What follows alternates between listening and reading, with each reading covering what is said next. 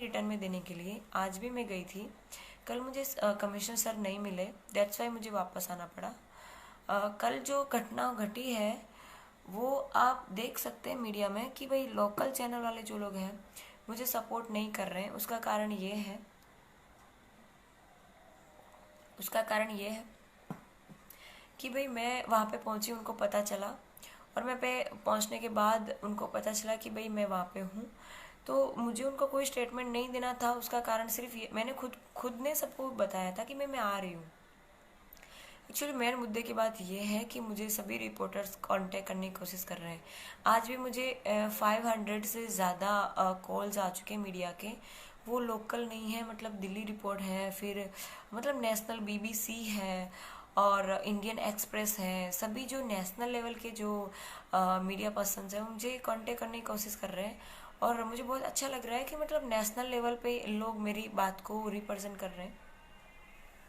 तो मैं उनका थैंक यू करना चाहती हूँ कि वो लोग मेरा इतना सपोर्ट कर रहे हैं। अभी मुझे जल्दी से ये वीडियो ख़त्म करना पड़ेगा क्योंकि मुझे चक्कर जैसा फीलिंग आ रहा है, फीलिंग सो लाइट।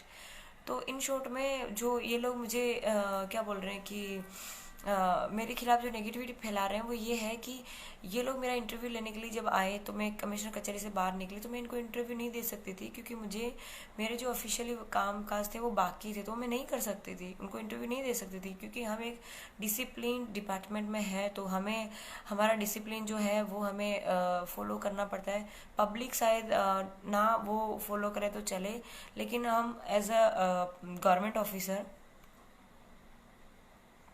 हमें फॉलो कंपलसरी करना पड़ता है। जो कांस्टेबल है वो मेरे ऊपरी अधिकारी है, कांस्टेबल साहब जो है वो मेरे ऊपरी अधिकारी है। जो नए आए हैं उनको बता दूं कि मैं कांस्टेबल नहीं हूँ, मैं एक LR ऑफिसर हूँ। मुझसे जो कांस्टेबल है वो मुझसे एक पद ऊपर लेवल के अधिकारी हैं। PSI जो है उसके ऊपर, आई मीन ASI उसके ऊपर, PSI ऐसे रैंक है। मेरा ऐसा मानना है कि ये जो रैंक है वो हम पुलिस डिपार्टमेंट के लिए है, ताकि हम एक दूसरे को जान सकें कि भाई हमारे सुपीरियर अधिकारी कौन, उसकी पहचान के लिए रैंक है। बाकी मेरे हिसाब से वर्दी जो पहनी है वो चाहे LR ऑफिसर हो, चाहे कांस्टेबल ऑफिसर हो, ASI हो, PSI हो, वो सारे एक जैसे हैं। पब्लिक के लिए खाकी वो खाकी है। पब्लिक को सबसे पहले जो मदद के लिए आते हैं वो कांस्टेबल ऑफिसर आते हैं, कांस्टेबल लेवल के ऑफिसर आते हैं।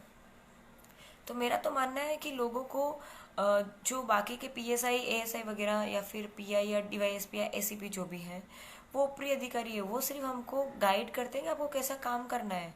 आपके साथ जनरल पब्लिक के साथ या कॉमन पब्लिक के साथ कुछ भी अगर हो रहा है तो उसके लिए सबसे पहले मदद के लिए अगर कोई पहुंचेगा तो वो या तो LR होगा या फिर पुलिस कांस्टेबल साहेब होगा, यही लोग होंगे। तो आपके लिए जो असली हीरो है, आपके लिए जो असली मदद रूप जो आपके लिए बनते हैं वो है कांस्टेबल सर, कांस्टेबल ऑफिसर जो है वो आपके फर्स्ट ऑफिसर आते हैं जो आपके लिए मदद करते हैं।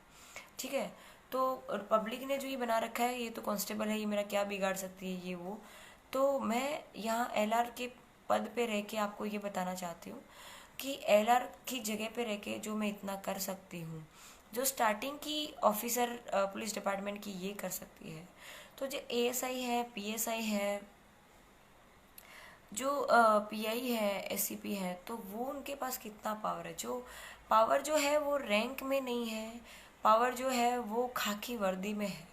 हम लोग रात दिन 6 महीने तक हम लोग ट्रेनिंग करते हैं, तब जाके हमें सिर्फ पैंट पहनने को मिलता है।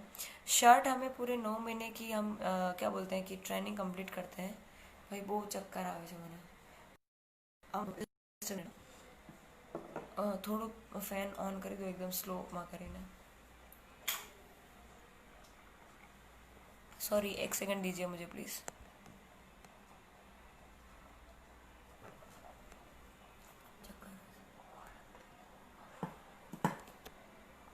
સોરી, મારે હવે લાઈવમાંથી જવું પડશે. મને સિરિયસલી તબિયત બહુ ખરાબ થઈ રહી છે. मारा ख्याल प्रमाणे तमें मतलब लास्ट में मैं सिर्फ आपको इतना ही कहना चाहूँगी कि लिटरली मेरी तबीयत बहुत ख़राब है और आप मुझे प्लीज़ समझिए, क्योंकि मेरे ऊपर पॉलिटिकल पावर जो है वो अप्लाई किया जा रहा है। मुझे जान से मार देने तक की धमकियाँ आ रही है और मेरे, आप मानोगे नहीं, मेरी सोसाइटी के नीचे पुलिस फोर्स आ चुकी है। मुझे प्रोटेक्शन दिया गया है। मेरे घर पे भी सुबह शाम पीएसआई मोदी साहब, मैडम मोदी साहब जो है ऑफिसर, पीएसआई ऑफिसर है, वो आ रहे हैं। वो मुझे एक एज अ ऑफिसर नहीं पर एज अ एल्डर सिस्टर की तरह मुझे हेल्प कर रहे हैं। अमरोली पुलिस से पीएसआई मोदी साहब की बात कर रही हूँ। उन्होंने मुझे बहुत हेल्प करी मेंटली, उन्होंने मेरा बहुत स्ट्रेस कम करा है, जिसकी वजह से आज मैं आपके सामने लाइव आ पाई हूँ, अदरवाइज आज भी मैं नहीं आ पाती। तो आप सबसे बस हाथ जोड़ के यही रिक्वेस्ट है कि जो लोकल मीडिया फैला रहा है वो सिर्फ एक ही रीज़न है कि उन लोगों ने सोशल डिस्टेंसिंग नहीं पाल रखी थी और 50% से कम लोगों ने मास्क नहीं पहन रखा था। तो मेरा उनको सिर्फ यही कहना था कि आप लोग मास्क पहनिए, सोशल डिस्टेंसिंग मेंटेन कीजिए। मैं आपको सामने से बुला रही हूँ क्योंकि उसमें हुआ यूँ था कि एक एक रिपोर्टर मुझे कॉल करके बोल रहा है कि मैडम आप हमें इंटरव्यू दीजिए, आप हमें इंटरव्यू दीजिए, आप हमें दीजिए, किसी और को नहीं, हमें दीजिए। पर मैं सबका सोच रही हूँ क्योंकि हम लोग जहाँ जिस फील्ड में हैं वहाँ पे गवर्नमेंट ने हमको इस काम के लिए रखा है कि भाई आप सबकी मदद करो, सबके लिए करो। तो मेरे हिसाब से जो रिपोर्टर है, जो भी प्रेस वाले हैं, मीडिया वाले हैं, उनकी फ़र्ज बनती है कि सच्चाई को बाहर लाओ, ना कि अपनी रोटियां सेको। पेલું કહેવાય ને ગુજરાતીમાં બધાને પોતપોતાના રોટલા સેકવા છે, बराबर। लेकिन मैं ये चाहती हूँ कि आप लोग जो सच्चाई है उसको बाहर लाइए। अभी मैंने जो एमएलए की लड़के की गाड़ी में जो प्लेट रखी थी, सॉरी बोर्ड रखा था एमएलए का, उसको मैंने बाहर निकलवाया तो उसकी जैसी सेम मेरी एफबी पे एक फ़ोटो अपलोड करे रखी है जिसमें मैं मेरी गाड़ी में, मेरी गाड़ी है, मेरे फादर मेरे साथ में, मैं उसमें खुद मौजूद हूँ। तो मैं वो जो उसने लगा रखा है वो मानती हूँ कि वो लगाना वैल्यूएबल नहीं है, मतलब मुझे भी कोई अधिकार नहीं है। उस चीज़ के लिए मैं माफ़ी मांगती हूँ कि शायद मुझसे भी गलती हो गई थी, ठीक है। उस टाइम मुझे पता नहीं था कि ये करना चाहिए कि नहीं करना चाहिए, पर मैंने काफ़ी लोगों को देखा था कि भाई वो लोग अपनी कार में पीएसआई लगा के घूम रहे हैं, ताकि मतलब कोई उसका कोई मुझे गैर फायदा नहीं उठाना है उसका, मुझे सिर्फ इसलिए मैंने लगा रखा है क्योंकि हम जहाँ पे जा रहे थे वहाँ पे पहुँचना थोड़ा सा ज़रूरी था और हम लोग आउट ऑफ स्टेट के लिए निकले थे। तो अगर पुलिस लिखा होगा तो मेरे स्टाफ वाले हमारे साथ अच्छे से बिहेव करेंगे, क्योंकि कभी कभार क्या होता है कि पुलिस वाले जो होते हैं वो 24 घंटे ड्यूटी करते हैं यार। मतलब वो कहते हैं ना कि जिस टेंशन में या जिस फ्रस्ट्रेशन में नॉर्मल पब्लिक सुसाइड कर लेती है, उससे डबल फ्रस्ट्रेशन, उसके डबल टेंशन में पुलिस वाले 24 घंटे ड्यूटी कर रहे हैं, ठीक है। तो पुलिस वालों का दिमाग जो गर्म है उसका कारण है कि उनको बेचारों को इतना सारा काम करना पड़ता है। हम लोग भगवान नहीं है, हम लोग भी इंसान ही हैं। तो मेरा आपसे रिक्वेस्ट है कि आप उनसे प्यार से बात कीजिए, उनको भी अच्छा लगेगा, उनका भी मेंटली जो स्ट्रेस है वो थोड़ा कम होगा।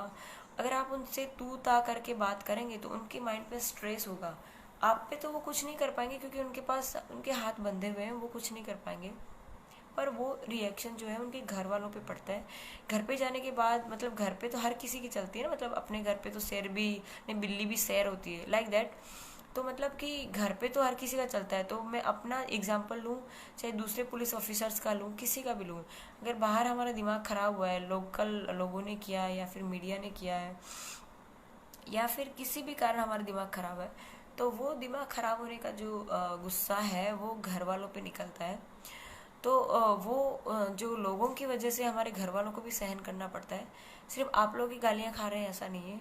मैंने अपने खुद के भाइयों को भी आज सुबह से कम 4 से 5 बार गाली दी इन द सेंस, मतलब उसको डांटा, कमीना, ये वो तो कॉमन वर्ड है, लेकिन फिर भी मतलब ऐसा हुआ। तो मैं कोई भगवान नहीं हूँ या फिर मैं कोई सुपीरियर अधिकारी नहीं हूँ, मैं सिर्फ एक नॉर्मल एलआर ऑफिसर हूँ जो जिसमें एक मर्यादा आ जाती है। मेरे पास काम करने के लिए काफ़ी सारा कुछ है जो हमें करना चाहिए। काफ़ी सारी लड़कियां ऐसी हैं, सिर्फ मैं ही नहीं हूँ, डिपार्टमेंट में काफ़ी सारी लड़कियां ऐसी हैं जिनको दानत से काम करना है, मीन्स कि एकदम सिंगम बन के काम करना है, पर वो नहीं कर पा रहे हैं क्योंकि उनको उनके ऊपरी अधिकारी ने मजबूर कर रखा है, उसकी वजह से वो काम नहीं कर पा रही, ठीक है। तो मैं अकेली हूँ मीडिया में, मैं अकेली पुलिस डिपार्टमेंट में, ऐसा नहीं, मेरे जैसे बहुत सारे लोग हैं, पर उनकी कहीं ना कहीं मजबूरी आ जाती है। कुछ लोगों की मजबूरी ये है कि भाई 20,000 में या फिर जो भी सैलरी 25-30 हज़ार, उसमें घर नहीं चलता। हम लड़कियों का चलो ठीक है फिर भी कि हम लोग संतोषकारक हैं, 10,000 में भी काम चला लेते हैं। अभी हुआ यूं कि अभी 2-4 दिन पहले की घटना है। ये जो लोग कह रहे हैं कि भाई ये जो पुलिस वाले वो रिश्वत ले रहे हैं, ये वो कर रहे हैं, तो वो क्यों ले रहे हैं? आप क्यों में जाइए, सिर्फ ले रहे हैं उसमें मत जाइए, वो क्यों ऐसा कर रहे हैं? उनकी सैलरी बेचारों की 20,000 25,000 है। आप मुझे ये बताइए कि उनकी ट्रांसफ़र अगर सूरत में हो रही है तो वो इतने पैसे में क्या कर सकता है? मतलब बहुत सारे मुद्दे हैं इन शॉर्ट में जो मुझे आपसे डिस्कस करने हैं।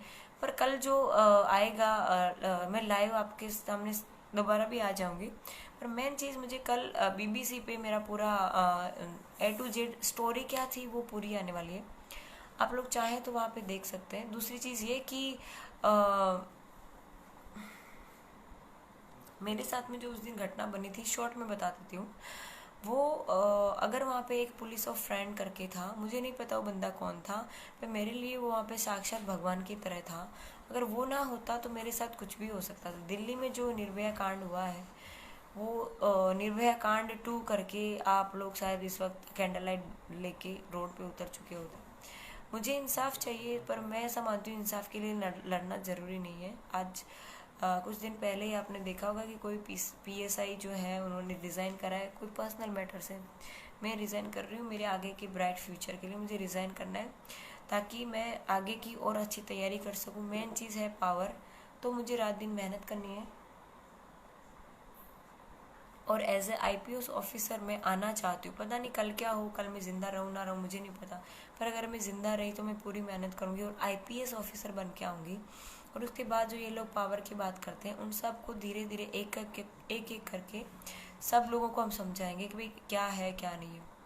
सॉरी अगर मैं ज़्यादा बोल रही हूँ, मुझे कोई इंटेंशन ज़्यादा बोलने का नहीं है। लास्ट में बस एक बात कह के अपनी बात ख़त्म करना चाहूँगी, क्योंकि मेरी आंखें भी नहीं खुल रही हैं। मैं 2 दिन से 3 दिन से सो नहीं पा रही हूँ, मेरी नींद पूरी नहीं हो पा रही है। तो उस सब की वजह से भी, और मेरे ऊपर जो फेक कॉल आ रहे हैं, रात को 11 बजे लोग दरवाज़ा के मुझे बजा रहे हैं और पूछने पे पता चलता है कि वो लोग रिपोर्टर नहीं है।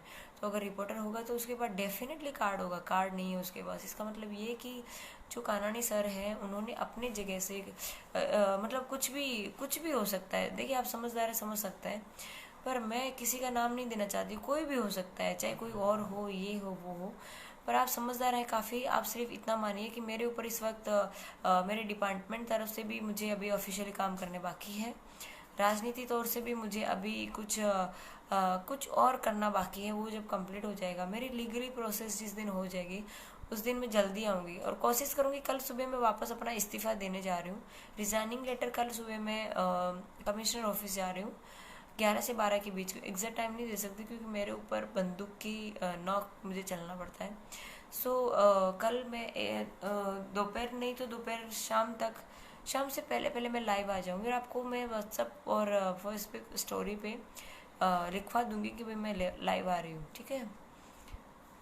और इससे ज़्यादा मैं कुछ नहीं बोल पाऊँगी, मेरी आंखें भी अब नहीं खुल रही हैं। So thank you so much मुझे इतना सपोर्ट करने के लिए। हाथ जोड़ के आप सबसे विनती है कि मुझे ऐसे अपना साथ दीजिए, ताकि मैंने जो सिस्टम के खिलाफ फाइट करने की कोशिश करी, इतनी हिम्मत करी है, वो मेरी हिम्मत बरकरार रहे और आगे जाके भी मैं और अच्छे काम कर सकूँ मेरे डिपार्टमेंट में। जय हिंद, जय भारत।